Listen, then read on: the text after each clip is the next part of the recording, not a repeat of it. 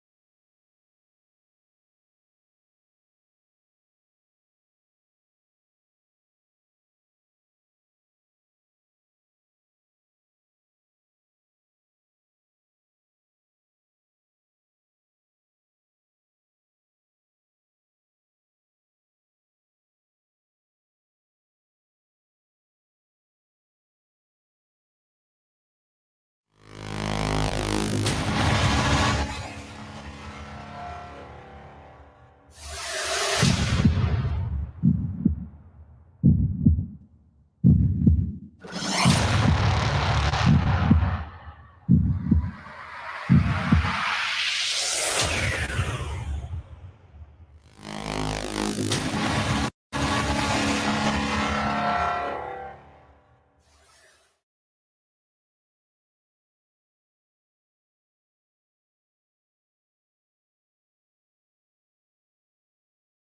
the world. If you would be so kind to give a warm round of applause for none other than the incomparable as we open his camera and you can see him.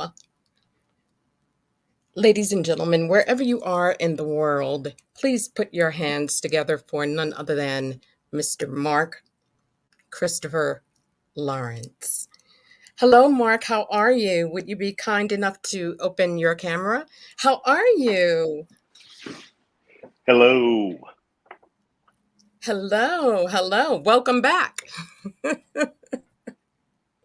think we have a little bit of technical issue. It's like your your voice sounds like uh, a cartoon character. Hello, Mark. Does it really? Interesting. And you sound perfectly clear on your Hmm. end. Muy interesante. You sound perfectly clear on your end. Hmm. And I I don't know still what it sound like is. I'm coming from the Warner Brothers lot still. Do you think it's possible if you perhaps close out and come and join me again? Would you like to try that? Okay. I'll close and open again. Okay. It's one of the interesting things, ladies and gentlemen, those of whom are logged online. This is a very interesting concept in terms of video streaming, and you will definitely know what you are made of in this particular medium. And we are adding Mr. Perfect. Lawrence to the live stream. And is the audio okay? Am I okay? Yes. I'm no longer a Yes. cartoon? No. You remember that cartoon? It was a Bugs Bunny cartoon, and the monster was chasing me. He's going, "Come back here, you rabbit." That's what Yes, it sounded like. really? Oh, Yeah. wow. Well, I hope I don't look like that and I don't sound like No, that now. you look amazing. Oh, thank you, my dear. Thank you. And so do you. That same beautiful face from 2007. Am I right? 2007, 7. I believe. Yes, Hmm. yes, the It's very it's a first little time. more gray now, though. You know, the only thing between you and me probably is a bottle of L'Oreal. Yeah, I got to get me some time in a bottle. How have you been? I've been well. I've been well. Considering it, this pandemic has been rough. With the loss of folks. Mhm. I've had. I think we talked about it before. I've lost a lot of people since March, and Yes, other than that, I'm good. yes, yes, yes. And the family is good. Well, I see that last year you had a fantastic year, all It things wasn't. considered. It was an interesting year. I kept the ball rolling a little bit. I would say that not only did you keep it rolling, I think that I'm horrible when it comes to sports. Dance was my sport, but I think you've made a goal. I know that applies in one of the sports arenas. So forgive my ignorance with that, but you've scored. How about that? Yes, Yes, yes. yes, yes, yes, A nice little blessing in the midst of turmoil. yes, absolutely. And it's like a kiss of normalcy, you know, Yeah. normalcy. amidst all of the, as you said, all of what has been happening. And I think that there are so many of us, those of whom are still here. I think Yes, that we need to applaud ourselves because we are victors. We really and truly are. We exactly. really are.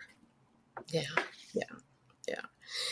I'd love for you to share with us because this is not the first time that you were nominated for an Emmy. It's actually the second time that you were nominated rather for an Emmy. Walk us through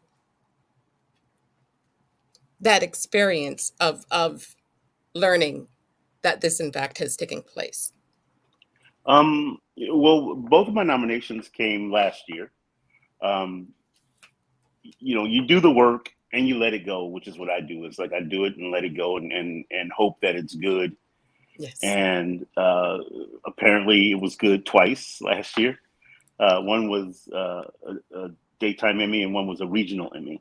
Yes. Um, the nominations were, and the way I found out about the first one, the director of the film also produced it. She sent me an email and said, "Hey, we're nominating you for an Emmy, Mhm. and just let me have your address so that we know where to send stuff if something happens." I was like, "Okay."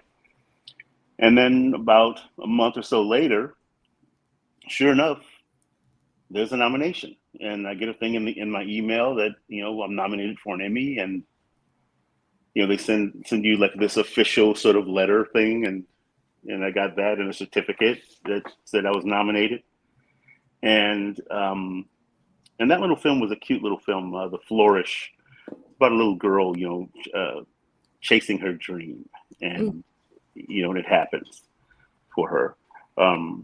So it was really exciting, and then a couple months later, I get a text from my friend Gerald Webb, who is the director of Stacks and co-producer and executive producer on it. Yes. And he says, "Hey, so you've been nominated for an Emmy." I was like, "Okay." And he goes, "No, another one, a daytime Emmy." I was like, "Oh, so okay, that's a little different." Magnificent. Yeah, and so it's really exciting that when you do your work and people like it. That's one thing I like about stage and stand up is that if it's good now or if you Right. suck right now. Absolutely. In the moment, you really, really do. And the thing Yeah, is that you've cut your chops. You have been in the game for a while. So this is yeah, well deserved. This is not something that was just dropped in your lap and you haven't put the time in. And, clearly that's not the case. right. I tell people after 35 plus years in the industry, as a professional, uh, Yes. it's kind of nice that one of the projects that I co-produced, I got nominated for, which is really really cool. Magnificent. It is. It really is. It's always wonderful when your peers acknowledge your work and then the audiences, of course, that of Right, whom it was created for, you know, right. really and truly. But this is something that is a long way from fear of a black hat. Could you have ever imagined? At that point, my career, what was I in my 20s when we did Fear of a Black Hat? And when I watch it today, I go, wow, I really wasn't a good actor at the time that we did Fear of a Black Hat. Although it's the Of most course you fun were. that I've ever had in a film. And it's the only thing that I've ever done that I don't watch and go, oh, I should have did this, I should have did it like that. I just watch it and laugh. So I guess it wasn't that bad. But it's the origins. And Yeah. that's to be applauded, the origins, and that's a wonderful thing. Would you tell us who these gentlemen are pictured with you? So So on the on the on the far side with the Jerry curl is Larry B. Scott, who was Lamar in Revenge of the Nerds. And then in the middle is writer, director, actor Rusty Cundiff. Cundiff, Uh, yes. yeah, Rusty wrote a lot of the Dave Chappelle show, a lot of and directed some of those sketches. He's a good friend, and we're actually pitching the show together. But generally, when he's working, he tries to find something for me, which is fantastic. Yes, that's marvelous. That's marvelous. And this is a friendship that has spanned decades. Yeah, I met him when I was in the 11th grade. My mentor, Perry, was his frat brother at Really? USC. Yeah. And I did a show called Evening of Soul with them. And that's when I first met Rusty. And then, years later, when I was at USC, he called me up and says, "Hey, I'm shooting this little thing called Trial of NWH. And, I want you to be in it." And that was the beginning of the Fear of a Black Hat saga, because he used that short film to shop his writing. And then ITC Entertainment Group decided to go ahead and shoot a feature film. And that's how we ended up doing Fear of a Black Hat. At 19 or 20 years of age, what was the purpose of Fear of a Black Hat? I think just to have some fun, and I think Rusty at that point was really trying to control his destiny as a writer and director, because he got a little feedback from the short, where in fact Chris Rock's company reached out to Rusty and wanted him to write Chris Rock's movie CB4. And Rusty said, "Well, the only way I'd do that is if I could direct it." And then they said, "Well, what would you do?" And he says, "Well, I'd get rid of the plot and make it a mockumentary like This Is Spinal Tap." And they didn't hire him. And they hired Penelope Spears to do it. And then shortly after, he got the deal from ITC Entertainment Group. And so we did Fear of a Black Hat. And I don't think we were trying to make any serious political statement with it. We just wanted it to be funny and spoof a lot of the rappers that were around at the time. And Yes.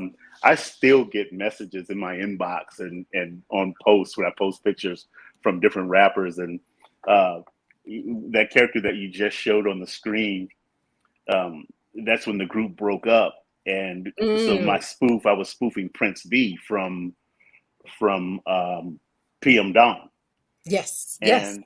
And just last year, I posted that picture, and one of the guys from that group, PM Dawn, says, "Man, you are wrong for that." He says, "But Prince B loved it, and we love to watch it together. It was so funny." So it's great when you hear that from people that you're kind of poking fun at. Right. But at the same time, again, this is a part of our history. And it really and truly is. And during those early days, you were charting your legacy, that of which you are still commandeering now, but it has blossomed to such a degree that the world knows who you are. It's funny that legacy word has popped up twice on me this week. I did an interview with a friend of mine. He's Michael Taylor from Theater Corner, and he asked me about my legacy. What did I see my legacy as? And I said, I've never really asked myself that question. I never really looked at my life in that kind of way. I think I just lived my life day to day, and then at the end of it, I'm thinking in terms of what did I do with the dash? Born 1964, died whenever, and so the dash is where we're living our life. And I've never thought about what I want people to think. I just want them to think something. Yes. And hopefully is that I was kind to them, when they met me, and never really thought in terms of my body of work being a part of my legacy, because there's more to me than my body of work. Of course. So when we use the legacy word, it starts making me think about it a little bit. And I don't know if that's a good thing for me because I don't want to get caught up in trying to create legacy as opposed to just living life and letting the And chips it fall where they may. unfolds. Right, Hmm. right, right. But you also operate in excellence, and the outcome and the result is what it is. So again, Yes. as you stated, it would just manifest and unfold naturally. And it's the evolution of Mark Christopher Lawrence. All of us, we all have that. Right. Right. It's funny because I said to a friend of mine a couple of days ago that I'm inherently different, an inherently different person than I was 10 years ago. And I think part of that is just maturity. I'm getting mature. I don't know if I'm getting any wiser, but but I'm maturing. Yes, yes, yes. Well, that's all of us, and of course you are, and of course, he is a funny man, ladies and gentlemen. So, I was curious, who were some of your comedic influences? Mm. Of course, he's not popular right now, but Bill Cosby. Bill gave me a note one time. He watched 7 minutes of my act on video when I was working on Ghost Dad, and he said to me, he says that I was, he says you're not giving him a chance to laugh. You're telling too many jokes. He said slow down. He said let your joke land, and then uh, don't move, don't talk until the laughter starts to subside. And I went from having a 7 minute act to a 25-minute act overnight. I was doing 25 minutes of jokes in 7 minutes. And, so clearly, Bill, because he's a storyteller, Richard Pryor, storyteller. Um, Red Fox wasn't necessarily a storyteller, but his timing, I think, I really liked. And then I noticed, I have a cassette tape. If some of you kids might not know what a cassette tape is. Like, cassette tape is what we used to listen to things on. And so, uh, and it's Red Fox. Before it starts, the first half of the tape is before he was on Laugh Records. The second half of the tape is Laugh Records. So when he started, he was squeaky clean. And then when he went to Laugh Records is when he switched.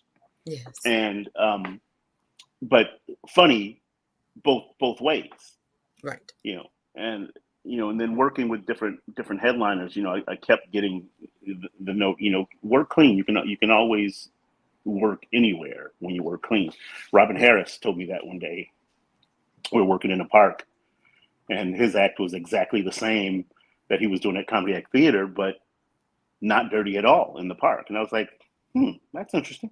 And he says, if you have a joke that's dirty by premise, you can't clean it up. He says, but you can clean up, a joke that's written clean. He said you can dirty that up if you have to. Yes, And so, great note, another great note from a monster of a comic, who I absolutely. really admired. And so I think those are my top few. And then Sinbad, you know, just watching Sinbad is the way he tells stories that are so universal. That was one of the people that really influenced me.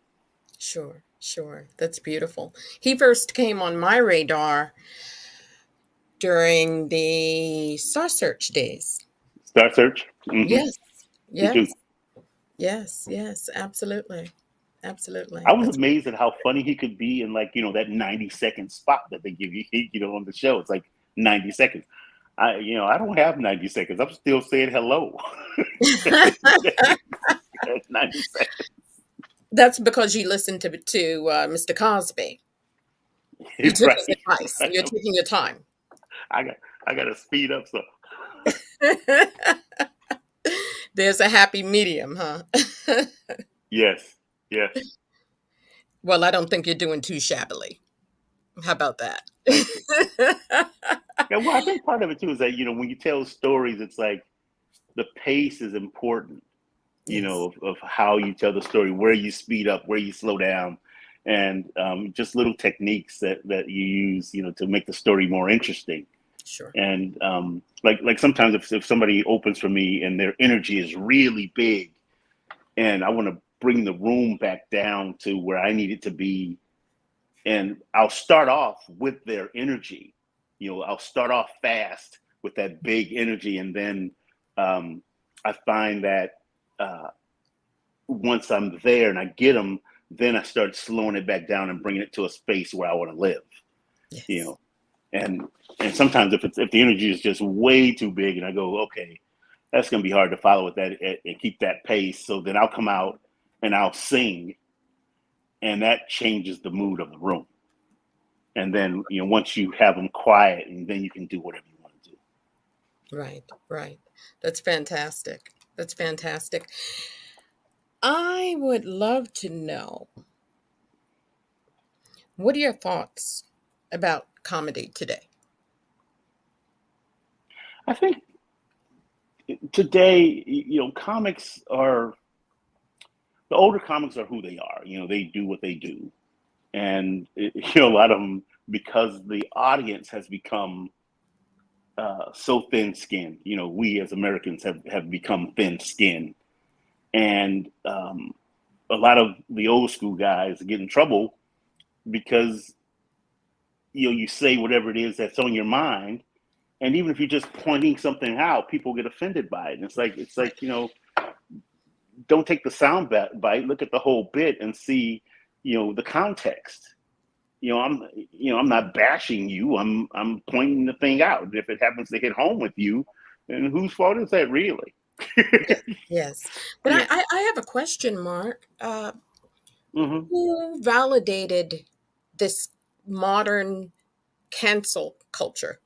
Who validated it? Who gave the mysterious them, they, who The brought the power. power? Absolutely.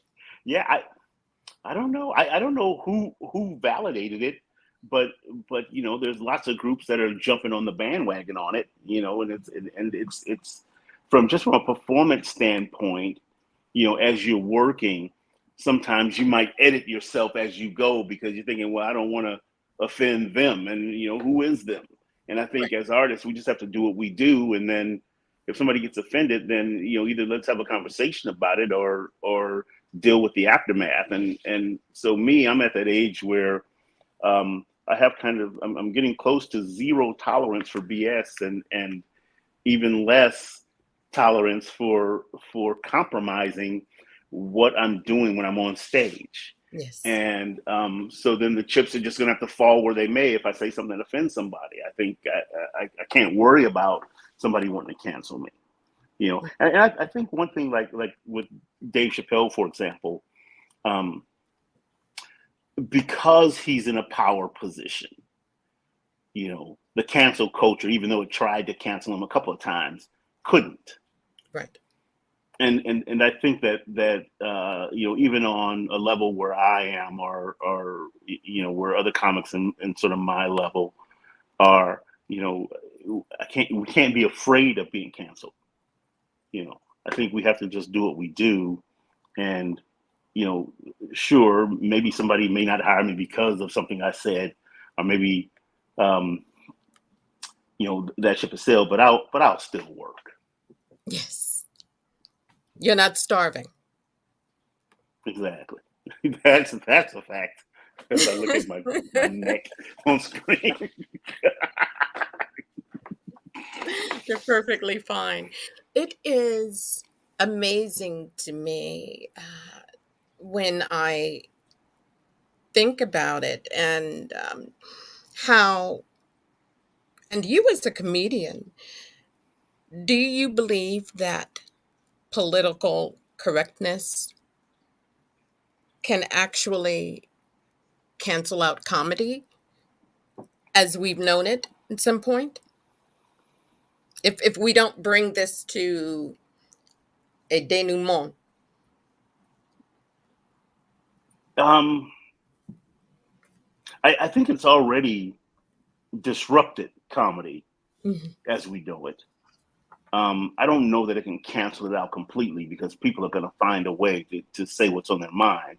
And I think at some point, comics are going to just go, you know what? Forget it. I'm just going to do what I do. Yes. The You know? brave ones. The brave Yeah. ones. Yeah. And then the ones that aren't brave, I mean, do we really want to hear them anyway?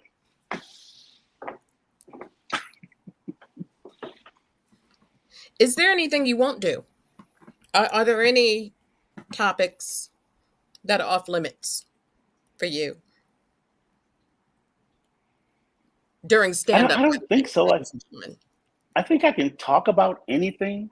It just depends on where I'm working. Like there's some topics that I probably won't talk about in a church, because I do a lot of comedy in churches, and there's some things that it's just inappropriate. Right. Um, like for example, I have a bit where I say I let out a little pee, Mm. and I was doing the 700 Club, and I just written this bit, and so I said to them, I said, "Hey, I was thinking about this joke," and I ran it by him. I said, "You think that's too much?" And the lady, she goes, "Christians pee," and so I do the bit, and it kills. Mm. And I was on a tour right before the pandemic started in Canada, and the guy who hired me on the tour said to me, maybe you shouldn't do that bit about the pee. And I said, I did that bit on 700 Club. Christians pee. Right. He says, well, but we're doing like these churches that we're doing. They were what do you call it, Mennonites. He says, it might be too much for them. And so I do the bit anyway, and it destroys the place. I'm like, I look at him because I could see him standing against the wall. I just Yes. gave him a look like, I'll handle this part. You just keep collecting the dough. Right. Right. Right. Exactly. Well, clearly, once again, you're doing something right because you are one of the most recognizable actors whom I know. And you've been working steadily for 3 decades. We've seen you on, and I mean, these are blockbusters. These are blockbuster movies. These are Emmy Award winning sitcoms. We've seen you on everything from Seinfeld to just everything. It's just unimaginable over the years. If you followed Mark's career, ladies and gentlemen, your career is so diverse. So you have stage and screen and film. I mean, it's amazing. Where do you feel most comfortable or most I, liberated? I prefer stage because, like I said earlier, it's like if you suck right now, and Right. and if I'm doing a play, then if something doesn't work, then tomorrow I can try to fix it for tomorrow, I can and do that. exactly, and so the only thing that as an actor is what your day was like, right? You know what your day was, and you get to the theater, you don't know what your scene partner's day was, and when you get on stage, you got to be really listening because they may give you a line that looks slightly different way than they did last night, and so Yes. how do I deliver my response in a way that's appropriate to the way he said the line tonight, um, and still make it work? Sure. And you don't know what the audience has gone through. So the audience is laughing or crying in different places, because their day might have been something that you have no idea it was. Right. And we truly affect people, with live, and it happens right now. I was doing Fences. I played Gabriel, and at the end of the play, Gabriel comes out to blow the trumpet to let his brother into heaven. And every show people are crying at the end of the play, and it just makes you realize that what we do, although it's not brain surgery, we affect people. Absolutely. And so I think that's why I like stage better than the other stuff. That's beautiful. If you weren't acting or if you weren't a comedian, what would you be doing? I probably would have, well, one of two things. I would have either gone to law school, because I went to USC on a debate scholarship, or Something went wrong. or I would have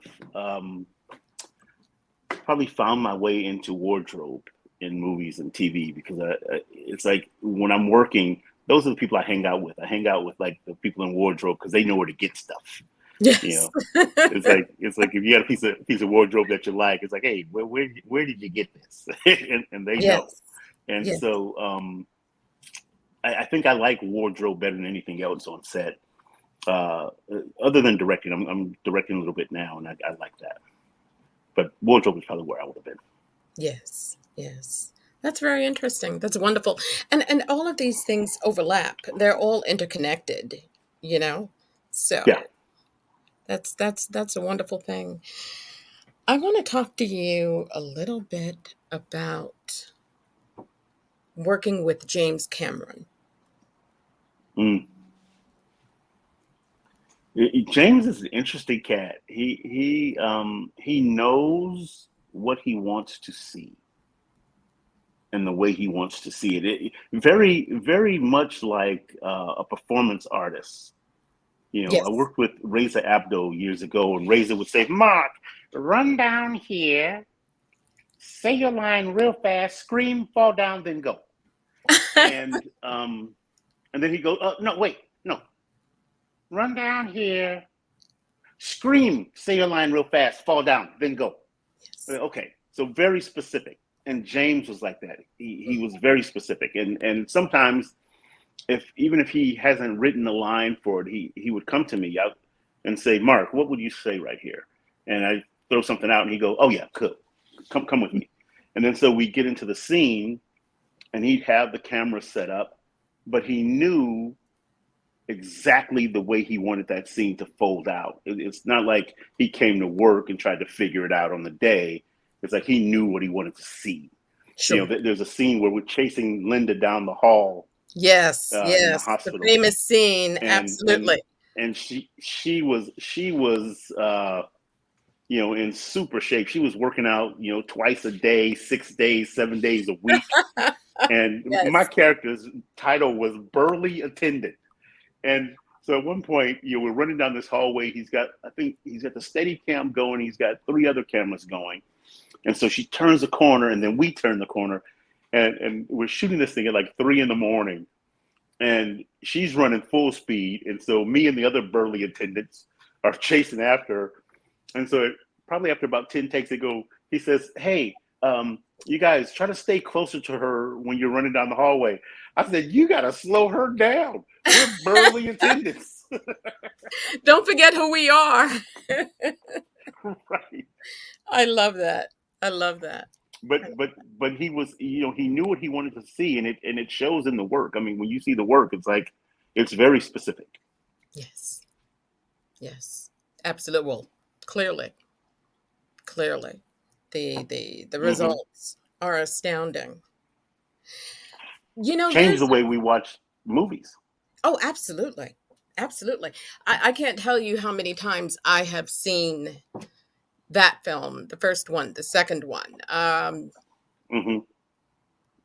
I really and truly, the only thing that leaves that in the dust is The Godfather, meaning as Oh, the number of times that I've watched it. You know what I mean? yeah. It's like a case study for me, and I think a lot of people, I would dare to Yeah, say, well, every time I see it, as I'm flipping through the channels, I'll stop and watch The Godfather. It's like, 'cause it's just so good. yes, yes, yes. The I'm looking at it for the cinematography and so just so many, many Hmm. things. It's as I said, it's a case study for me. And Terminator 2, Judgment Day became that also in its own way. There's a scene where Arnold kind of mushes you. How did you He prepare for throws that? Or me into a throws you window. right, right, and the Yes. fencing and the yes. Were you okay? Well, they had a stuntman, The stunt man, was he and okay?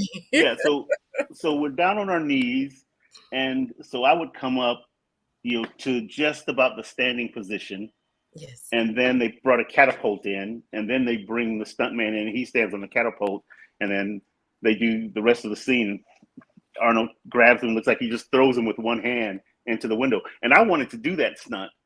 And Joel Kramer, who was the stunt coordinator, he says, Mark, he says, don't do it. He says, you know, these guys train for it. He Yes. says, and we don't have anything on the other side of that window. He says, if you go through that window, we're 3 stories up, you're going to hit the ground.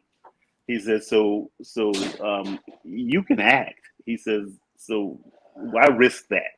Why Right. risk an injury that may take you out of acting? I was like, point taken. I concur. And I stepped aside and let the step man do what he does.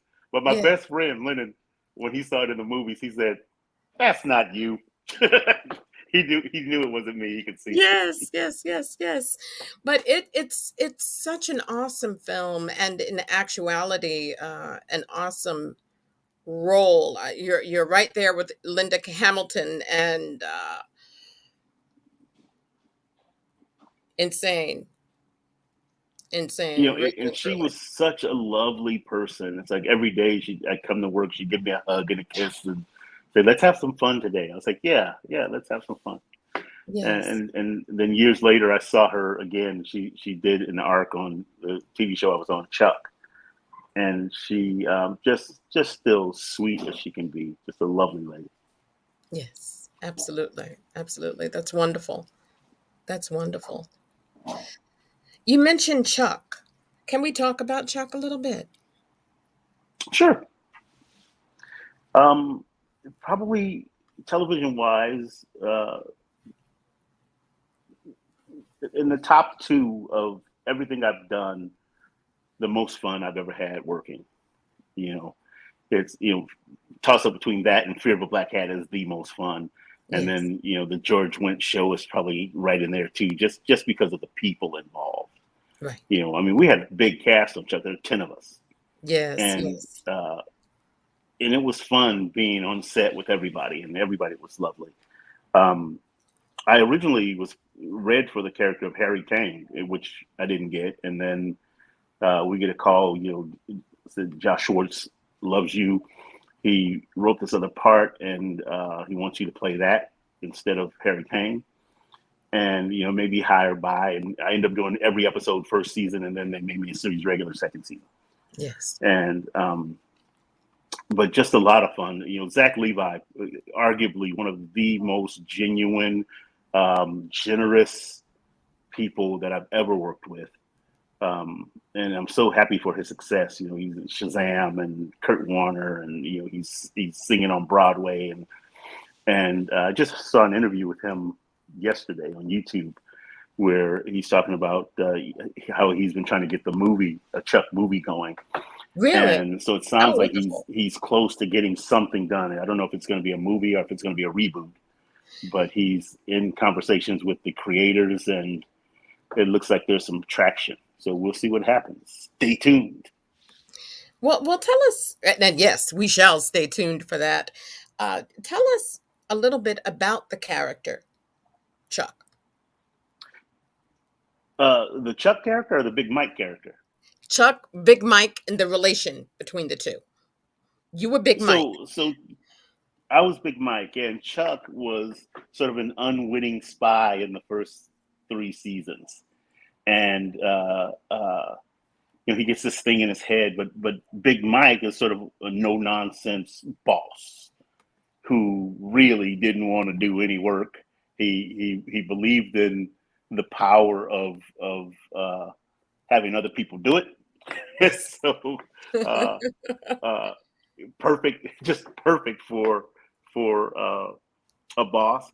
And I thought he was polar opposite of me in that, you know, the first few seasons he was a little hard. He was a little hard and surly, which is I'm not hard at all or surly. And then he goes to the El Segundo School of Business Management, and it softens him a little bit.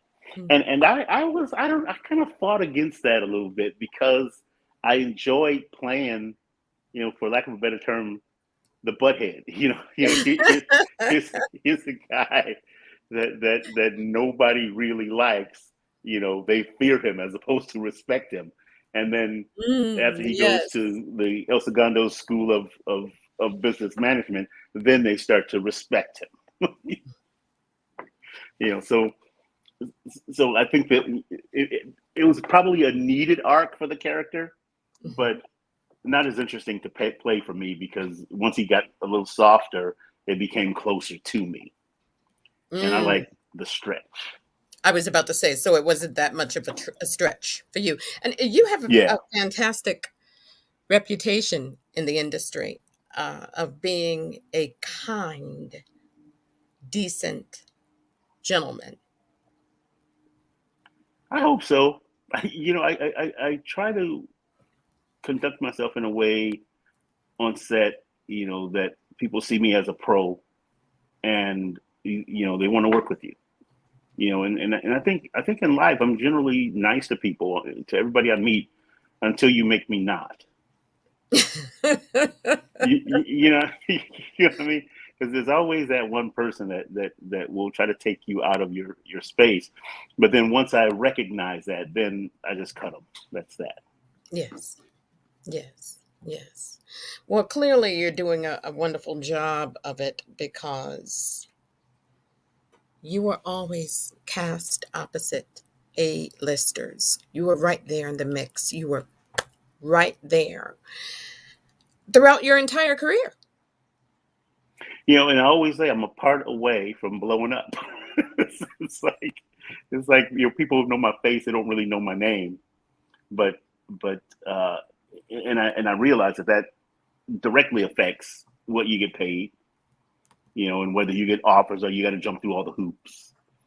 And I think the thing about working with A-listers, you learn so much every time. Like my very first play, Actors Equity play, was Antony and Cleopatra, and Rosalind Cash was in it, and Mitchell Ryan, and CCH Pounder, Kyle Secor, John Goodman.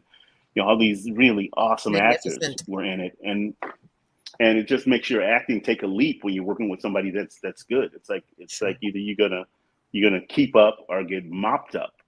Yes. And so for me, it was definitely, you know a learning experience every time I work with somebody who's big. Like for Will Smith, for example, in Pursuit of Happiness, Yes. Yes. Let's talk about that. he tried to get better every take. He's trying to get better, and I was the same way. It's like that's the way I work. I try to get better every take. I give you something a little different every take until Yes. we find it. And like that particular scene that you're showing right there, that was I think my best scene in that movie with him. And second take was a great take. He reaches from a pocket and slaps his hand, and he wouldn't watch it on the monitor. It says, "Man, you got to see it." I said, I can't watch it. As if I watch it, I'll try to fix it. And so I'd rather just trust that the director's watching it. And but Will, he's the real deal. I mean, he is a good actor. I tried not to like him when he first came on the scene, because here was this 17-year-old millionaire, protege of Quincy Jones, who is all of a sudden, I'm gonna be an actor. And it's like I With was the like, well, Fresh can Prince he of act? Then I saw Bel-Air. him, right, and then I saw him in 6 Degrees of Separation, and I was like, oh, he's got some chops. And then when I work with him, it's like my respect for him just grew exponentially. Yes. Because one, he was such a great guy. First day I'm on set, I go into the makeup trailer, and he's in there. Normally, superstars are in their own trailer, and makeup comes to them. And so he's in the makeup trailers. It's his makeup artist and the one that's working on me. And he gets up out of the chair, comes and gives me a hug and a handshake, and says, "Welcome to the set. Let's have some fun." And it's like, out of all the years I've been in the industry, nobody has ever done that. Yes. Yes. Yes. And he's really a superstar. Yes. Yes. That's beautiful. That's a Yeah, great. I'd love to work with him again. So Will, if you ever see this, let's do something else.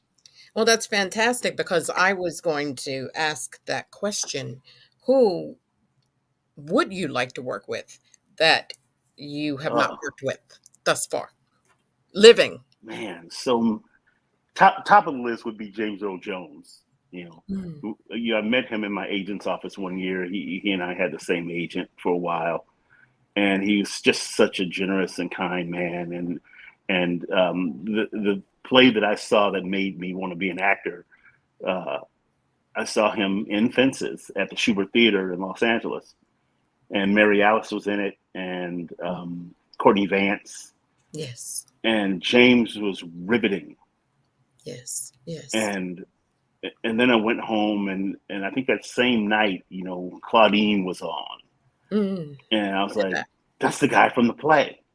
And he was so good that it's just like, wow, I would love to do that. And never really thought about it because my path was trying to go to law school. Mhm. And That's then when it amazing. happened, God does what he does, puts you where Yes. he wants you to be, regardless of Absolutely. what we want to do. But I would love to work with him. I would love to work with, a lot of these actors that have been around for years and years, um, De Niro, Pacino, Hoffman. I'd love to work with John Goodman again. Yes. I worked with him on his show, Center of the Universe, and in the play, and in Cleopatra. Um, I'd like to work with the Coen brothers, Mm-hmm. just because I like their stuff. Their stuff is so fun and quirky and uniquely them. I'd love to work with Spike. Hmm. I think I missed an opportunity to work with Spike when I was in college. Okay. Um, there's so many, so many. Yes. Jessica Lange, I Mm. think, is such a fierce actor. You know, um, Viola Davis, Absolutely. would love to work with her. There's Yes. so many. And I figure in time, some of these will pop up. Right. Right. Well, that's a magnificent. I really and truly do believe that because they all know who you are. And you mentioned Mr. Jones, meaning James Earl Jones. I do Yeah. believe that today is his birthday. I think I saw something Was it online, today? either Was it today or today or yesterday? yesterday. He's Right, right. 91. Exactly. I better hurry up. Hurry up, universe. Put that bid in. Right. Put that bid in. But yeah, that's really, really awesome. That's really, really awesome. hmm Yes. What do you do to unwind? Um, it's probably not popular in California, but I like shooting sports. I like shooting sporting clays and action pistol competitions and stuff like that. Interesting. Interesting. I love the gun range myself. I don't have a license, but I have friends of mine who do. Yeah, I love the gun range. I can't ride a bike. my range, my range just put in um, this interactive target. So uh, what you see is like a cartoon kind of thing, like a video game. And as you shoot, you're actually hitting a paper target. So when Right. you're done, the target comes forward. You see where you hit and where you missed, and Yes. that thing has really got me hooked. It's like uh, ammo is way too expensive for me to be over here playing this thing. I love that though. I love that. I actually Yeah, and I know exactly because it's on a it looks like a clothesline clip yeah. almost. That yes, I love that. That hmm me going to the gun range is an ideal date for me. So that just is a glimpse, ladies and gentlemen, into my personality. I can't ride a Well, the bike next time I'm in New York, we should go. on your license. I don't have one, but I do have friends of mine who do. And that's usually when I'm in Florida, actually. And Mm, I love it. I really and truly do. So what you're talking yeah, about, I'm fully familiar with that. That's interesting. yeah. And you don't have to have a license to go to the range. You just have to have a license to carry in the open. To conceal carry. So you don't have to have a license to go to the See, range. I didn't know So that. yeah. So that's interesting. I didn't know But we that. should we should make it happen. We're in the same town. Let's do it. If you ever get out this way, you know, we And should you're in go. Cali. You're in California. I'm in Cali. hmm Yes. Yes. Yes. Yes. I'd love that. As the I'd song says, love we to know check how to the gun party. range. I love that. I love archery. Mm. The one thing I haven't done thus far is fencing. I really want to take a couple of lessons, just because I always thought it was sexy. You know what I mean? Coming Yeah, up. yeah. Yeah. There's Yeah. a whole bouginess about it. You know, the That whole that on guard, That's all I want to yeah. do. I just want to have a cute outfit and say on guard and strike a pose. Listen, that's Hilarious. all I need to do. That's it. There's a place near my home, probably 6 blocks away from me, and it's the fencing academy, and they teach fencing for stage. And for years I've been threatening to go over there and try it out, but I think now it's like it's sort of fallen off of my desire to do list. Yes, yes, yes. That's too cute. And once again, I am not athletically inclined at all, with the exception of dance coming up, and I shared that with you earlier, clearly. Uh, but with the exception of dance and choreography, that was it for me, really and Hmm. truly. So those things like the gun range and archery, that is about as close as I can get it. But the gun, I'm pretty good with it. I'm Good, pretty good. Yeah. good. It's definitely a skill that you can hone, and it's a skill that diminishes when you don't practice. Right. Mhm. Mhm. You know, Mhm. but I love shooting the sporting clays. Pull. I took a lesson with a guy who in the '70s was the premier uh, shooter, sporting clay shooter in America, if not the world. And he said to me he thought I could possibly be one of the best shooters in the world if well, he didn't tell me, he told Paul, who took me to the lesson, if I could practice every day. And I was like, well, if I could practice every day, that would be fantastic. But who could afford that kind of ammo? Right, right, right. I Right. need a sponsor. Right. And who can afford that time? Right. That sort of time. But I mean, even if you go out, like let's say, like when I would practice for a competition, I'd go every day for a couple of weeks leading up to it, and I'd spend probably 2 hours, and we make time for what we want to do, That's you true. know, and so I would make time for that if if Mhm. if if I thought I had a realistic chance of being on the Olympic team or something, Right. Right. Right. make that national team, and then they pay for everything. How about that? Yeah. Yeah. For you, what's your idea of an ideal role for I Mark? think at this point, at this point in my career, because I've done so much funny stuff, I think the ideal role for me would be to play something very dark. Serial killer, maybe.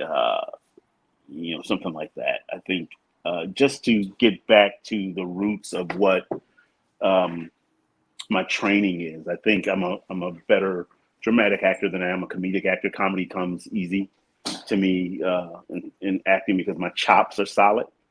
And as a dramatic actor, you got to dig around in ugliness and find a way to get to where you need to be, emotionally, and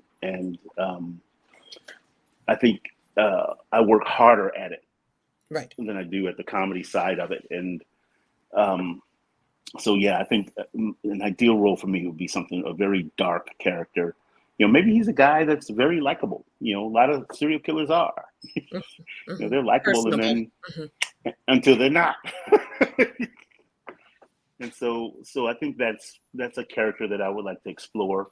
Mhm. Um, yeah. Okay. Okay. What about leading romantic roles? Um, yeah, I'm down to kiss Holly Berry. You hear that, Hallie? Yes. Let's. uh, I think that's a possibility in that um, everybody, there's someone for everybody, and you don't have to have a certain look to be romantically involved. Mhm. And I think we've sort of gotten away from that with the invention of Hollywood. Is that God made someone for everybody, and so but Hollywood says that you got to be tall and thin and Right, debonair, right, right, right. to Right. be the guy who's in love. And I think a guy like me can fall in love, Right. and I think we should represent it, and I'm willing. Writing and producing those sorts of roles. What do we do so that we have more opportunities created to give or to expand our ladder of creativity? How do we do that? I always, schools bring me in to talk, and I always say to the students, look, if you're not creating, you're wasting an opportunity, um, because we can write these roles that we want to play. Yes. And for me, I always second guess my dialogue, so I write with a few other people, Rusty Cundiff and a couple other friends around the country, and um, because of that, it's like it's I'll always have like a great idea and say, look, I'll get to a point where you can see the whole picture and say, look, here's the treatment. This is what I'm trying to do, and you take it from there, and then let them write the script. You know, and I tell the students, look, find other people that have strengths that are different than yours, Mm. and collaborate on a project and write it, and then get it out there. And so, like the show that I'm pitching with Rusty Cundiff, it's like I had the idea and I came to him, and we pitched it once before, and we pitched Eric Tannenbaum. It's a sitcom, and Yes. 2.5 Men exploded, became the biggest show on television, so they didn't have time for us. So then years later, we had an opportunity to rewrite it and pitch them again, and then COVID happened, and Mhm. so now all the shows are down. So we're waiting for him to get his shows back together. And in the meantime, our manager's like, well, we're just going to find other big fish to help us push this thing out. Right. And so, so once pilot season is over, we're going to jump back out and go ahead and start pitching it and see where we can go with it. I think it's going to be a great idea, and it's a character that kind of gives itself to a little bit of darkness, but still funny. Yes. Yes, absolutely. How do you think your audiences who are so accustomed to seeing you in such likable roles, how do you think that they'll respond seeing their Mark Christopher Lawrence in some sort of dastardly role, committing You dastard know, I acts? with Stacks, when we released Stacks and we started pushing it out to our fan bases, um, I kept getting messages from fans going, "Wow, I thought, wow, this is like a really dramatic twist on Mr. Lawrence," and and then at the end there was something funny, and so Yes. I think they are okay with it. Mhm. I think they're ready for it. They're ready to see something a little darker. I did 4 episodes of Tyler Perry's um, All the Queen's Men, and my character is he's a little dark. He's trying not to be, but it's in there. It's underneath, and they Layers. gave me a little bit of room to be funny, even though the show is a drama. Yeah, so Yes. they did give me some room to be funny in it. So, but it was good for me. I think it's a good look. Wonderful. Wonderful. What was it like working with Mr. Perry? I didn't get to work with Tyler. He didn't direct the episodes that I was in. Okay. I worked with Kim Fields. She directed 2 of them, Oh, and beautiful. then 2 other brothers directed the other 2 that I was in. Hopefully I'll go back second season and do some more and end up working with Tyler. I think it would be great opportunity. I was so impressed with the studio that I told his person who's there all the time in the studio. When you talk to him, tell him that I'm really proud of what he's done here. Yes. It's like it's a major motion picture studio run by run by a black man, Yes.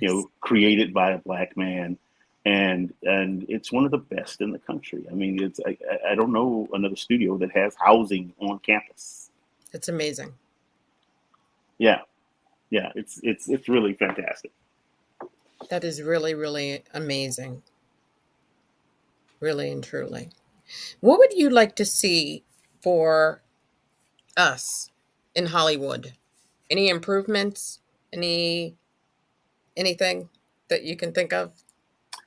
I would like to see a more like just for example, just the other night I'm flipping through channels and a lot of it, which is kind of my career. I'm the black guy on the white show, Mhm.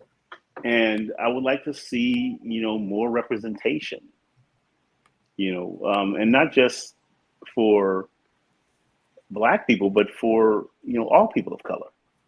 Yes. You know, it'd be nice to see more representation. It's like because sometimes it's like you're watching some of these things. It's like, well, that doesn't speak to me at all, or I'll say that could have easily been a black person. That could have been a show about a black family, or you know what I mean. Um, so yeah, I definitely like to see just open up the playing field a little bit, Right. a little Right. more equality. It's Yes. not what it used to be, so I think it's moving in the right direction. Right. Right. You were at one time the vice president of, I think, the regional location. If I'm Yeah. not, when we first met in 2007, and you first appeared on the Robin Richie, or Imagine That with Robin Richie podcast with Hmm. Blog Talk Radio, you were vice president or regional vice president of SAG, or was it AFTRA? Yeah, I was a San Diego local vice president president of AFTRA and vice president of Right. SAG. Okay. Yes. Yes. Yeah. Did you hear? I mean, this is something that's been going on. It's been ongoing forever and ever. Amen. Was there ever, how often did you have material come across your radar that we could actually sink our teeth into, something that would be edifying to us? Um. Well, I mean, on that level, really nothing. Projects don't come to you on that level, just because the people that organize um, union shoots, uh, there's a whole department that Right. deals with it. Um, so basically, my job was to try to help shape uh, wages and working conditions. Hmm. Hmm. Hmm. For our people. And San Diego is mostly, the for the most part, background actors that are in the union down here. Okay. Um, but when I would go to the national plenaries and stuff like that, it's like we were dealing with shaping what those minimums were for uh, wages and working conditions. Yes. Yeah. And at the same time, your career still continued, correct? With the act, Yeah, with and, the, and how on earth did you juggle that? it was distracting. It was definitely a distraction. And so when my term was up, I didn't want to re up. I was like, okay, Yes. you know what? I gotta focus on my career, and because I think while I was doing that, um, I think my agents were getting frustrated that sometimes I'd have a conflict that was based on you know the union, and my Yes. agents were like, "You're an actor." Yes. Yes. Yes. You know, Are you an so actor first or a comedian first? yeah, actor first. Okay. comedian is my day job. Mm-hmm. That's Mm-hmm. that's the way I caught it. I used to tell the guys I was I caught working it. for. Yeah, I'd open for guys, and I'd always tell them, yeah, this is my day job. I said, yeah, I'm an actor. Yes. Yeah. Is there anyone else in your family in the industry? No, So you're the only one. yeah, yeah. My sister worked for Boeing for many years. My mom worked for McDonnell Douglas Aircraft for many years, and then she worked in the medical industry. Hmm. Um, my nephews are all in corporate America, Okay. so I'm it. Right. That's wonderful. And you're originally from. Compton. Really? Yeah, Muy interesante. yeah. I grew up literally directly around the corner from Suge Knight. Um, our house was here. There's a house across the street from us. He lived on the next street behind that house. And it's funny what creating a character and trying to live up to that character will do to your life. When life imitates art. Yeah, because growing up, he wasn't a gangster. Just a complete sort of uh, like we used to call like a lot of the rappers studio gangsters. Hmm. They were gangsters because that's what they rapped about. The real gangsters didn't rap about it. You look at Coolio; he never rapped about being a gangster Right. because he was not. He was trying to get away from that. Yes. How did you get And away? How did you get away from? a couple ways. Prayer, a lot of prayer. There's a lot of prayer going on in our house, and my mother's friends. My mother, is 82, and they're still on the prayer line, Bless her soul. Beautiful. today. Beautiful. And I ran into a teacher, Mrs. Schilling, my 10th grade English teacher, got me involved in speech and put me in my first play, introduced me to my friend Perry Brent, who was my mentor, who kind of got me involved in comedy, he and my friend Lennon. And so all of a sudden, um, I didn't have time to hang out Yes. because she gave me something else to do. When sports were over, a lot of the guys, just went back to their ways. Like one of the best football players on our team in high school, he was a gangbanger after football season. Right. Hmm. Football season was over. All of a sudden, he was a Crip. Like, Yes. Yes. you know, Yes. and during football season, he went to class and did what he had to do so he could play. Wow. And then, but Mrs. Schilling gave me something to do that wasn't that. You know what I mean? Yes. And thank God it was something that I really liked and excelled in, and it ultimately ended up with a scholarship to USC. Beautiful. To do it. So that's how it happened. Beautiful. Beautiful. And there are many, many people in the world who are very pleased and very happy that it unfolded in that way, you know. So that's a wonderful thing. Wonderful, wonderful Yeah, thing. me being one of them. Absolutely.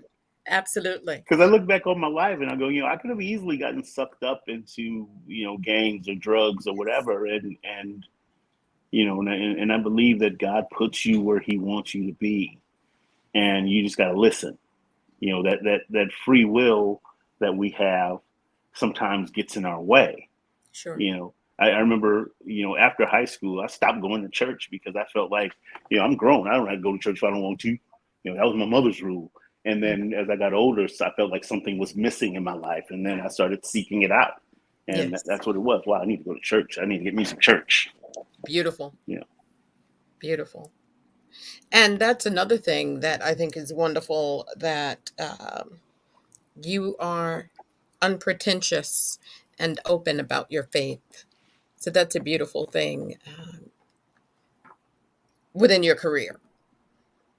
yeah, I feel like, God won't take you to it if he won't take you through it. And I try to let people know that, I'm not a perfect Christian by any stretch of the imagination. Christianity is a process. Sometimes God works in a miraculous way and changes your life overnight. And sometimes, because of that free will, he's got to work and shape and mold you and put you in the refiner's fire. And you got to go through some stuff. And you never know why you're going through some stuff. And so I remember Yes. going through a certain thing in my life that I was wondering, why am I going through this? Why did this happen? At this age, it's like in my 40s. And then just prior to me going through this thing in my life, um, somebody was praying for me on a daily basis. And we would talk once a week. Mm-hmm. And through the process of me going through my thing, he started going through the same thing. And had I not gone through what I went through and have him sending me scriptures and praying for me and talking to me, I wouldn't have known what to tell him. Yes. And then I was able to say some of the exact same things that he said to me. And because he was going through sort of the exact same thing that I went through. And I actually talked to him about a week or so ago. And he is, happy. And he came through the other side unscathed, scarred, but not broken. Yes. And I look back on it and I go, well, maybe that's what I was supposed to do because of that. Is that why this happened? Is that, you know, and so you never know. You Right. never know, why you're going through something. Just pray through it and believe that you'll be fine on the other side of it. Yes. Yes. And that's really all that we have to hold on to. I happen to be a woman of faith as well, and a woman of faith, and I, irrespective of anything else, that's really Hmm. all I have. That's all we have. That's all I have. Yeah. That that is my sustenance, and I try to live my perfectly imperfect life Hmm. that way as a giver, in a way that we were designed to do, which is for more than ourselves. You know, Right. Right. really. I had somebody ask me one time, about the things that I post, and they hopped in my inbox and asked me, why do you post that stuff? And I said, because it's what I read every day. And let's tell And our viewers, by the way, who might not be aware, you're referring to scriptures. yeah, yeah, I post scripture. The first thing I do in the morning is I get up, I read a scripture, and I pray, and then I make a post and post it. I used to do it exclusively on Twitter and on Facebook and Instagram. I would only post, gigs, places people can come out and see me if I was promoting something. And then during the pandemic, during the quarantine, I had nothing to post on the gig side. And so I said, well, I might as well post this stuff. Since I'm posting it over here, I might as well post it. And the feedback was enormous. People were like, thank you so much for posting these scriptures. And, I really needed that today. Yes. And so I was like, okay, so now I'm just going to keep it. And so I just post that every day. And but someone asked me, why do you post it? I told him why, and then he said, do you really believe that stuff? I said, yeah. He says, Mhm. why? I said, because I have to believe something. Yes. And I grew up believing it, and uh, a lot of people shy away from Christianity because it's faith based. It's you have to have faith that Jesus died and rose on the third day so that we can live. I said so, and a lot of people, are very hands on. They want to touch. They want to Right. have a tangible God, Right. and Right. but that's not the reality. And so I had to believe something, and I believed it. It's in me. It's my foundation. And even when I Yes. got away from it, I realized that it was missing, and I got back to it. And I tell you, just by uh, the way things unfold in my life and unfolded throughout my life, I have to believe it because I've seen the power of it. Yes. there's power in the name of Jesus. And Absolutely. so I call on him all the time. Yes. When I was walking last night in the rain for an hour and 51 minutes, out of the corner of my eye, I just kept seeing something. And I was like, what is that? Hmm. And I believe that we are in a spiritual warfare. There's a battle. I read a book Absolutely. called Worldwide. This Clear and Present Danger. And when I read that book, they talked about these demons and angels sitting on rooftops, battling. And as I'm walking last night, some of these shadows that were crossing my peripheral, and clearly wasn't animals. I was saying to myself, well, maybe that's one of these demons or one of these angels. Let me just call on the name of Jesus so I can get Hmm. home safely. To take this walk with you, okay? For that hour and Right. 51 minutes in the rain, in the drizzle. Exactly. It's so I don't trip over something and fall and, and, Or stub your toe, okay? end up Um, on YouTube or but it's so true. It's so very, very, very true. And that tells me that you have the spirit of discernment. And the spirit of discernment it goes beyond gut feelings and intuition, Mhm. you know. And it is something that it sustains you, in this walk. Yeah, and helps lead you out of danger. Yes. Or steer you from Yeah. it. Hmm. Because sometimes it's like you'll meet somebody and on the surface this is a pretty nice person, and then the spirit of discernment will say, yeah, no, there's something not quite right there. And even if you don't see it in your gut, you're feeling something, and that's that spirit telling you, mm-mm. Right. Right. Slide to the left. Forget about the crisscross Yeah. and cha-cha your way out if you can. I'll tell you a funny story. I met a guy on the train from San Diego to LA. I used to ride the train all the time to get back and forth to work or to auditions. And I met this guy, and he was pretending to be this writer. And I had never met the writer, and he introduced himself to me. He came up and introduced himself to me, and he was talking about this project that he's working on. He thought I'd be great for it, and if I could introduce him to a couple of producers that I know, maybe we can get this project going, and we can get a great partner for you. But something in me was like, something was. He was a nice enough guy, but something wasn't quite right. So I go online and I look the guy up, and sure enough, it's not him. Mhm. I was like, this is not the guy. Right. And so the next time I saw him on the train, I just opened up my laptop and I pulled the picture up, with the caption of the guy's name on it. And I turned around to him. I said, "Is that you?" Wow. And he just walked away. He just Wow. busted. Right. Right. Right. He was But busted. but You I were just gifted to be able to yeah. circumvent that. Hmm. Yeah, I never like give anybody's number or email out without asking them first and without trying to vet first. Yes. And especially since that happened, it's like ever since that, it was like, okay, yeah. I was so glad I didn't introduce him to anybody. Sure.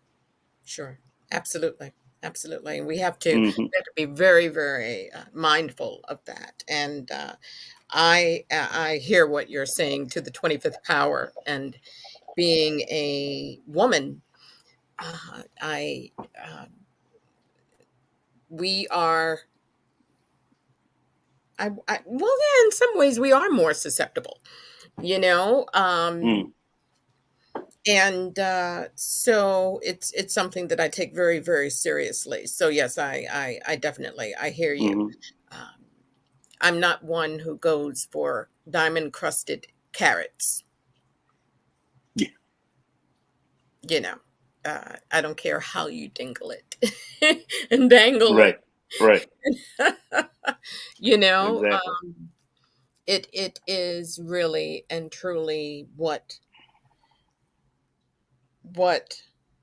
God reveals to me inside of me. And anyone who knows me and has known me forever and ever, amen. Oh, honey, we have some stories. I have some stories I can share with you. Mm. are why I'm here, why we're here, and it's Yeah. a wonderful, wonderful thing. And that is why, one of the reasons why your career continues to flourish. And that makes me very happy because, as you know, in this industry, which is very, very fickle, we can be here 1 minute today and gone in another half an hour, Oh yeah. you Oh know. yeah. So it's a It's wonderful, a very wonderful fickle thing. industry. Yeah. Yes. Yes. I people like sometimes I'll go and do comedy at a church or I'll work somewhere and someone will ask me, what can we do for you? And I say, how about just put me on your prayer list? And so I Beautiful. probably have thousands of people praying for me daily. And I think Beautiful. that helps, that helps immensely with my life and just to know that people are praying for me, Yes. and sometimes I'll get like a text, like today I got a text message from this brother Charles, who he works for Salvation Army. He's a pastor, Oh, and it was a prayer. He sent me a prayer. He's praying for me, so that want to let me know. He says, we've lost communication a little bit over because we've both been busy. He says, yes. but let's try to get back on track. And he says, but I'm sending you this prayer. And so he wrote a prayer and sent it to me. And Beautiful. it's just nice to know that people are thinking about you and praying for you. And you know, so if anybody's out there, you got your prayer list, put me on there. Oh, yeah, exactly. That's so beautiful. I have a friend of mine who is a bishop who perhaps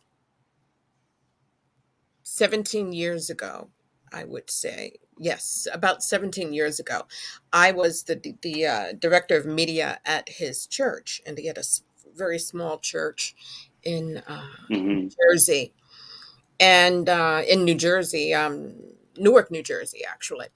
And at the time, I was using his editor was working with me on a project, and we were using his audio room to do some editing.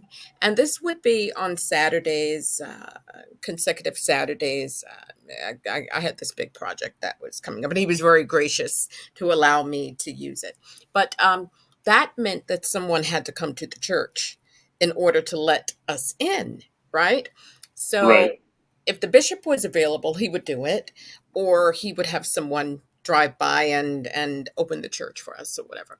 And probably the fourth Saturday,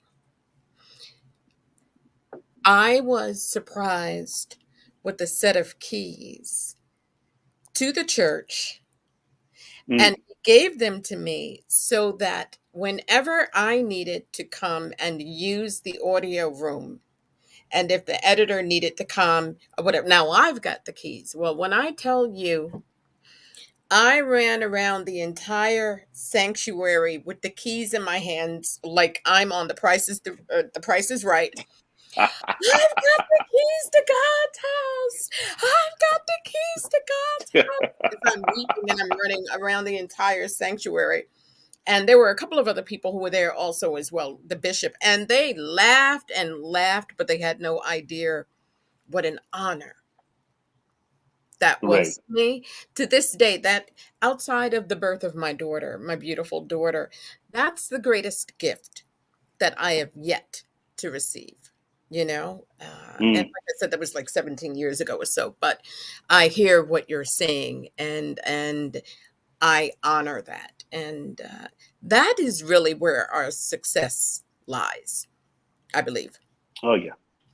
Yeah. you know, really and truly, yeah, really and And truly. I think over the years for me in my career, it's like it's part of my longevity, part Yes, of me being able to go to an audition and just let it go. Um, right. I pray before I do the work on the material going into the audition. I pray before I go into the room, and then I Yes, pray afterwards, and then I let it go. yeah, And early in my career, it was hard for me to let it go. It's like I go and then I'm checking my messages, and then once I realize I'm not getting them all, and mhm, then the prayer started, and I was like, okay, this puts me at ease. It right. calms me. Right. because anxiety, be anxious for nothing, Yes. you know, and that just makes me calm. I do it, and boom, I'm either gonna get it, or I'm not, and I'm on to the next thing. And that's so beautiful. And I thank you for sharing, being so transparent and sharing that with myself and the online viewers because when we see the glitz and the glamour and the whole nine yards of Hollywood and the red carpets and these blockbuster films and Hmm. we sometimes forget that there are human beings who have very complex lives and needs and all sorts of things. I mean, and that is inspiring. I'm sure, to others. It's Hmm. inspiring to me, really and truly, to hear that. Good. You know, so that's a Yeah, beautiful. somebody said to me once. I think I had just worked with Burt Reynolds at the time. So I said, Oh wow, "Wasn't it amazing to work with him?" I said, he's just a guy. I said, just like the next guy. I said, he puts his shoes on the same way I put mine on. right. You know, and Except he might have been also on top of running. that, he's a He might person. have been running while he was putting on some of those shoes, in accordance to some of those old Hollywood stories. So, Right, right, right, but that's a horse of a different color, you know? right. But it's just people are people. It's like in this Yes. industry, outside of this industry, people that aren't in it, they seem to elevate it to a point where they lift people up, and it's like, for me, these are just people. I'm just a regular guy, and Right. and if I had a nickel for every time I heard somebody say to me, "You're just a regular guy," I was like, "Yeah, I am." And my closest friends are just regular guys. My closest friends are not in the industry. Mhm, mhm. I have some good friends in the industry that have been friends with for years, but my closest friends that I talk to every day, that if somebody tries to break in your house while you're at work, they go over and they put in a monitoring system at your house, Yes. and then Yeah, don't want you to pay them for it. It's like, yes. these are the people that are in my life, Right. you That's know. beautiful. Um, And they love Mark for yeah, Mark. and for Mark, they could care less that I'm an actor. You Right. know, come and help me dig this ditch, okay? Yes. Yes, yes, I love it. I love it. I love it. Yes. Right. And then go to the gun range afterwards. Yes. I love Yes. it. Tell us what's next on the horizon. But before you do, for those that of whom are online, if there's anyone who has a question or a comment for Mark, please feel free to share it with me. I will do my best to read it and we'll address it. And while we have someone, I'm not sure if anyone has any questions, but in the meantime, I didn't mean to interrupt you. So, coming up on the horizon for you. Couple of projects. We just closed on a PureFlix project called Fragment, and it's going to be fantastic. It's I don't know if I can talk about it right now, but I'm looking forward to doing it. It'll be on PureFlix, and then I'm doing an independent film called Lying Together in March, and the Fragment film I think we shoot in May. The series, it's a series on PureFlix. Okay. So those two things are coming up, and I'll be in DC doing stand-up comedy. Um, I believe the weekend of like the 17th of February, Oh, okay. right around there. So I'll be in Valentine's DC. weekend. Yeah, yeah, Hmm. it's right after Valentine's Day. Hmm. I head out. I think I fly out on the 16th and come back on the 19th. Okay. Okay. Terrific. Terrific. Yeah, and if you got a church, bring me in, and I'll do comedy at your church. Isn't that beautiful? That is so, so, so, so cool. For those that at home have watched this and who are watching this, as well as our online viewers and listeners who will hear this in the future, you will leave your information or contact information, correct? You want to share that with anyone? Sure. Let's do that. Yeah, the best way to reach me is go to my website, markchristopherlawrence.com. MarkChristopherLawrence.com. Let's see Mm-hmm. if I can create that on the fly. Mark Christopher Lawrence.com. And I'm going to have to hone in to make sure that it is correct. And let's see. So MarkChristopherLawrence.com. All right. One moment. I wanted to create that for you, and I'm going to try it. I don't know if I can do it in the moment, but I'm going to try it again.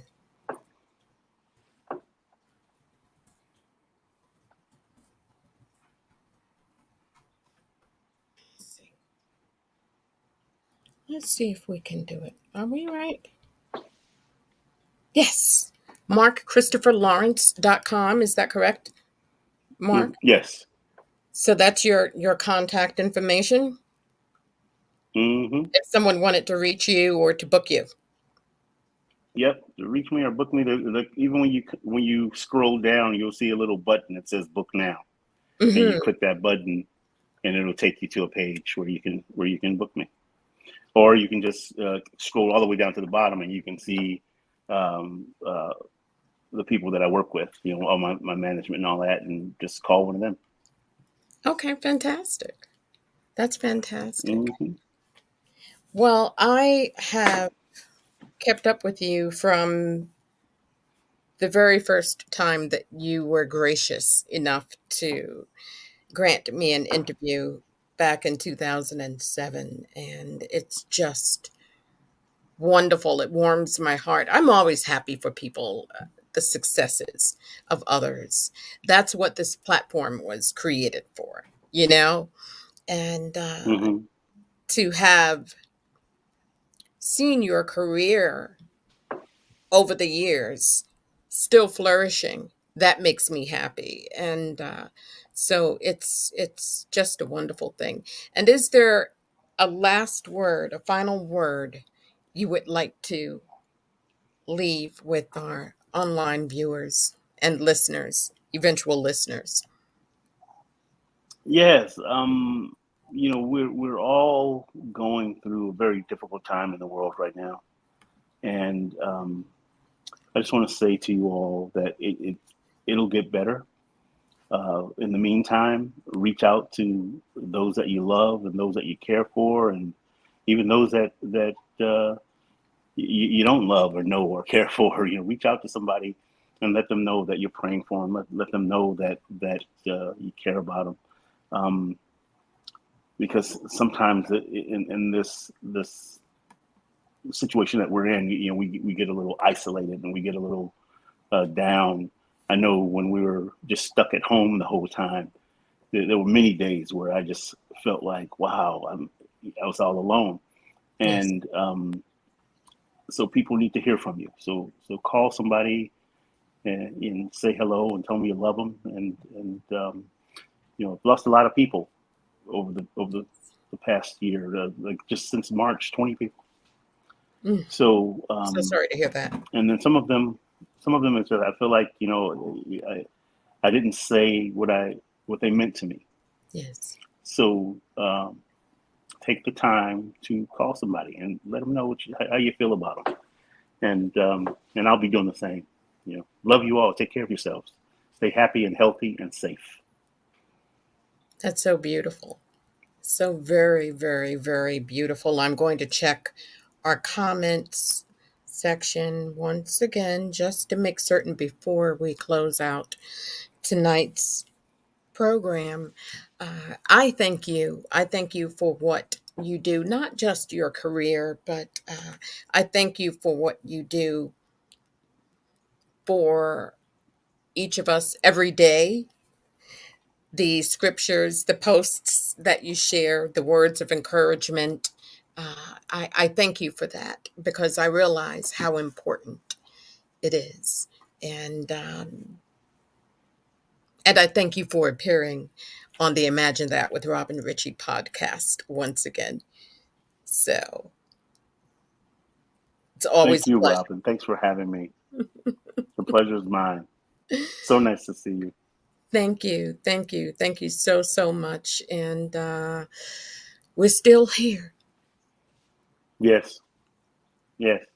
We are still here. And let's go shooting sometime. I'd love that.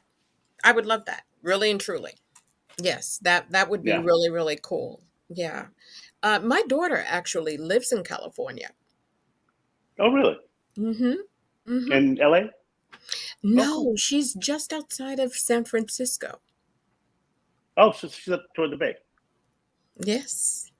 Yes. Yeah. Yes. So Very yeah, good. we will definitely talk.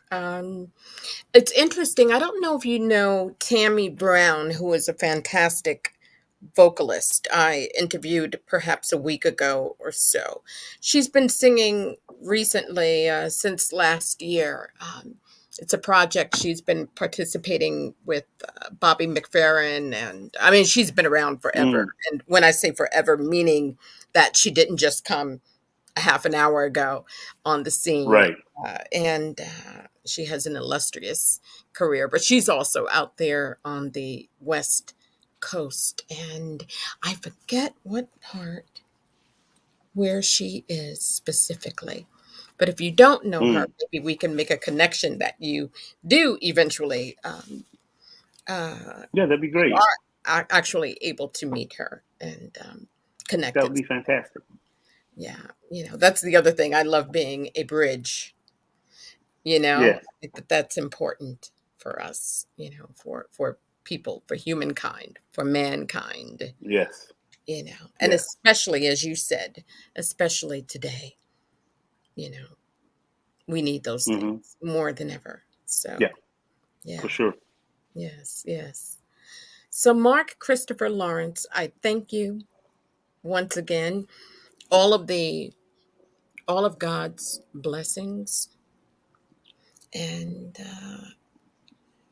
just moving forward this wonderful journey of yours safely and steadily Thank you because we so need much. that. Yes. Thank you. Thank you so much. And I would like to take this opportunity to thank the Imagine That with Robin Richie podcast viewers and supporters. So I thank all of you. And until the very next time, so stay tuned. And All thank you right. Take again. care of yourself. Likewise, likewise. Thank All you. right. Always, Will darling. do. It's always wonderful. Yes. And bye Bye bye bye. now. And ladies and gentlemen, once again, this has been the Imagine That with Robin Richie podcast. And I am Robin Richie, and you've spent an intimate evening with actor and comedian Mark Christopher Lawrence, which is just wonderful because we see these individuals in roles of and in arenas of entertainment, and it's really, really great to get an intimate perspective of who they are outside of the stage or the screen, that of which we might be familiar with them. So this was really, really wonderful. And once again, I've had the pleasure of presenting Mark on this platform in 2007 when Imagine That with Robin Richie was actually on Blog Talk Radio. So it's wonderful to have him come back. And since then, he's had two Emmy nominations. It's just been terrific. So I thank you so much for spending the evening with me and your continued support of this platform. And until the next time, I shall see you. God bless you. Be well, you, your families, everyone. And until the next time, thank you. All the best. My love to all of you. Oh, and thank you for your support and your comments and your messages also. Some of them are quite funny. Anyway, thank you so much again. And for contact information for myself, You can always reach out to me for bookings and advertising rates, and all of the information is there. And once again, ladies and gentlemen, you've been logged on to the Imagine That with Robin Richie podcast. And I am Robin Richie. And until the next time, God bless you all. See you again. Bye-bye.